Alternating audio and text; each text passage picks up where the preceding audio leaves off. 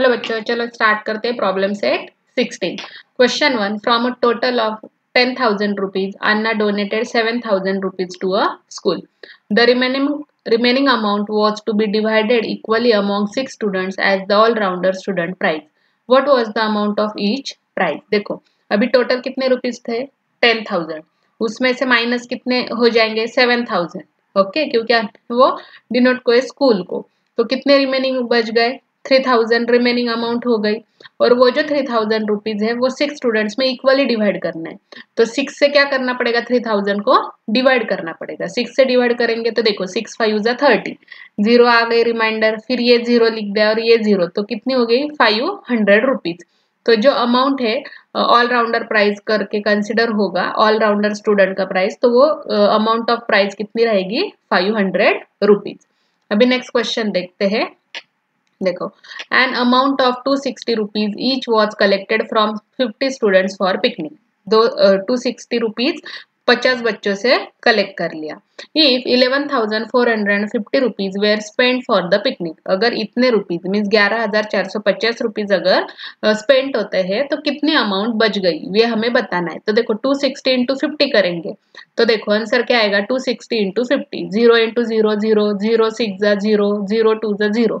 Okay, ये 10th digit है तो यहाँ पे एक 0 लिख देंगे, फिर 5 0 5 0 0, 6 5 जा कितना होता है 5 6 जा 30, तो 0 यहाँ पे लिख दिया, आगे 3 आ गया कैरी, तो 5 2 जा 10 प्लस 3 13, तो ये हो गया 13,000। तो अगर हम टोटल करेंगे तो 13,000 हो गई, मीन्स टोटल पैसे कितने कलेक्ट हुए थे 13,000, उसमें से यूज कितने हुए 11,450। तो अगर हम ये माइनस कर देंगे 13,000 में से तो हमें रिमेनिंग अमाउंट मिल जाएगी। तो देखो 0 माइनस 0 0, अभी यहाँ पे 0 है तो यहाँ पे हमें एक कैरी लगानी पड़ेगी, तो 10 माइनस 5 कितना हो जाएगा यहाँ पे 5, और यहाँ पे आगे बोरो आ जाएगा, फिर से 10 माइनस 5 तो कितना हो जाएगा 5, फिर से यहाँ पे बोरो आ जाएगा, तो 3 माइनस 2 तो कितना हो गया 1, और 1 माइनस 1 0, तो टोटल कितने अमाउंट बच गई 1,550 रुपीज।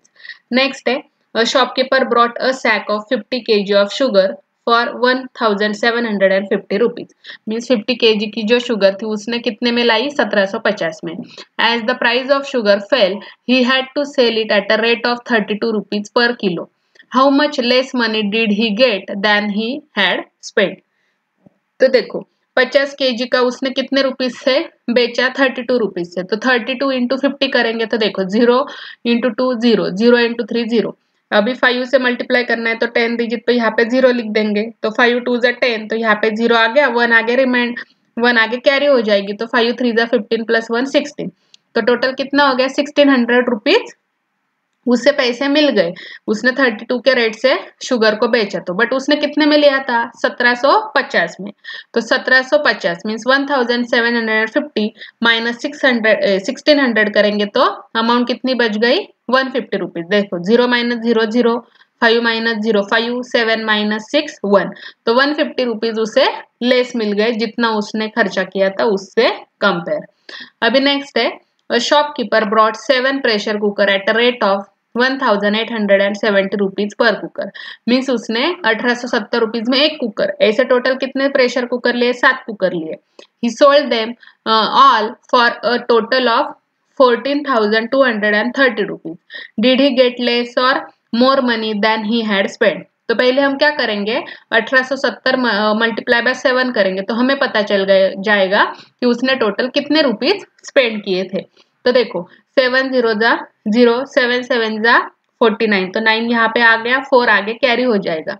देखो 8 7 जा 56, 56 प्लस 4 कितना होता है 60, तो यहाँ पे 0 लिख देंगे, आगे 6 जाएगा, 7 1 जा 7 प्लस 6 होता है 13, तो टोटल उसने कितने रुपीज स्पेंड किए 13,090 रुपीज।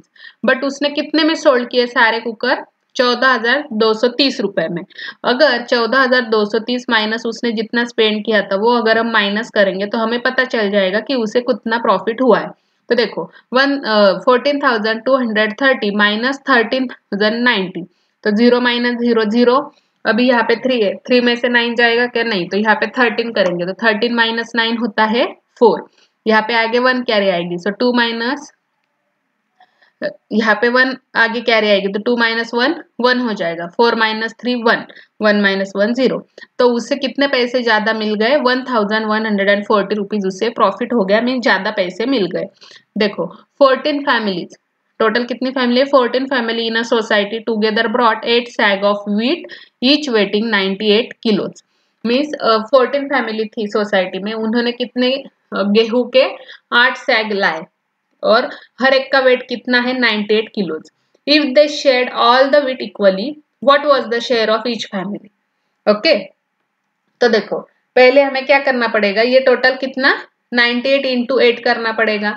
तो 98 इंटू अगर 8 करेंगे तो हमें 784 इतना किलो गेहूं मिल गया है। ओके, तो 784 इतना गेहूं मिला। अभी 14 फैमिलीज है तो 14 से डिवाइड करेंगे तो हमें पता चलेगा हर एक फैमिली को कितना केजी मिल रहा है। ओके, तो देखो 14 5 70, तो 78 माइनस 70 करेंगे तो यहाँ पे 8 आ गया। अभी फिर से यहाँ पे 4 ले लूंगी तो 14 6 84 होता है, तो रिमाइंडर आ गई 0 और 56। तो शेयर ऑफ ईच फैमिली कितना हुआ? 56 किलो है। समझ में? अभी लास्ट क्वेश्चन देखते हैं। The capacity of an overhead water tank is 3000 litres. There are 16 families living in this building.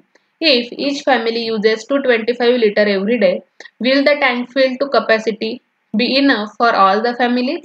If not, what will be the daily shortfall be?